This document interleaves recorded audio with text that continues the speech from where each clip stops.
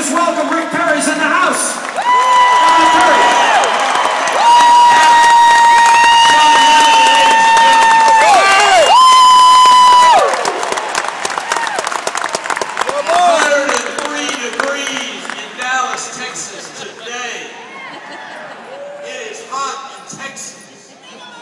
But it ain't as hot as it's going to be in November for Mrs. Pelosi. We're going to crank up the heat. All of them come November. You know, I was kind of worried about it. I was starting to complain a little bit. You know, it's hot. I grew up out here in north of Abilene. August, it's 104, 105. And I said, wait a minute. What are you whining about? I looked on the internet, it was 118 degrees in Baghdad, Iraq today. Put on your Kevlar helmets. Put on 40 pounds of body armor. Take your weapon and break out across that desert. Don't tell me about it being hot and whine about it. We have the finest young men and women in the world defending our freedom. A new, greatest generation.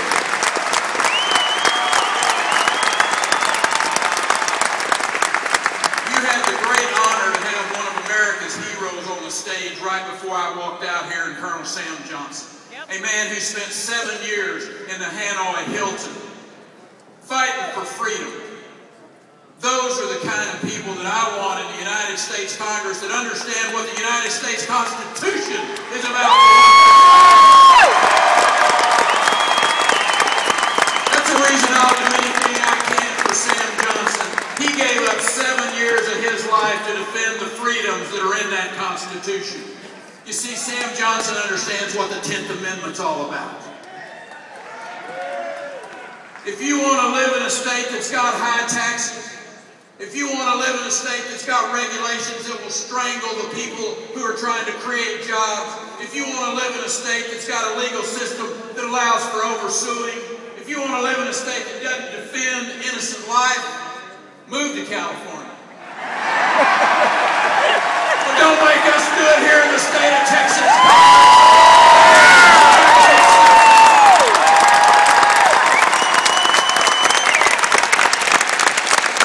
There have been more people read the United States Constitution in the last 18 months than I bet read it in the last 50 years. God bless the Tea Parties for bringing it all to a head.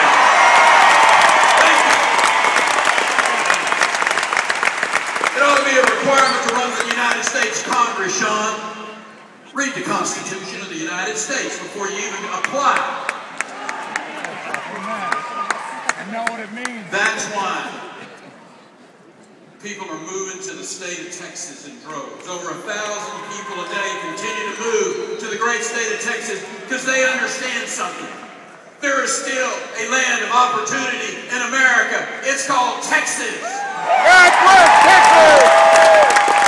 They want to be a part of this place. They want to be a part of the economy that we've created here. They understand the #1 exporting state for the last 8 years in a row, Texas. The state that created more jobs in the decade of the 2000s than any other state, Texas.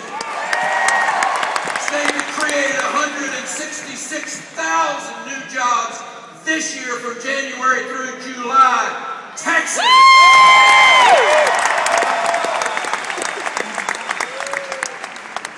There's 37 governorships up for decision this November.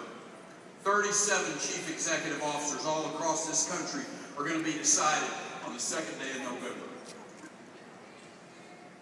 You look over in New Mexico, where Susana Martinez is our Republican candidate, a great and extraordinary and powerful prosecutor. You look at Brian Sandoval in Nevada, 2 great Hispanic Republican governor candidates running in this November election. By the way, Brian Sandoval is leading his Democrat opponent, I want to say, by 16 points right now. All right. His Democrat opponent is Harry Reid's son. So if you want to get a twofer for your money, send a little money to Nevada and get rid of Rory and Harry Reid.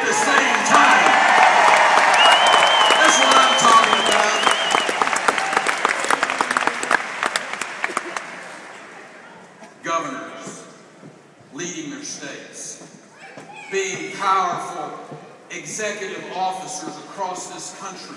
That's what our founding fathers had in mind when they wrote that Constitution. When they put that Bill of Rights together and they talked about the 10th Amendment that says that the federal government was created by the states to be an agent of the states and for the states, not the other way around. That's what that 10th Amendment is about. We need to be competing against each other. America's greatest days are in front of it.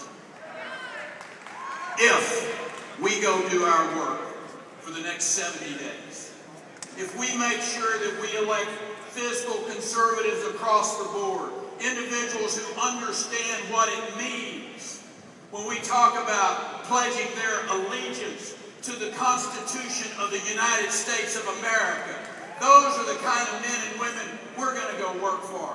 Are you ready to take this country back, Dallas?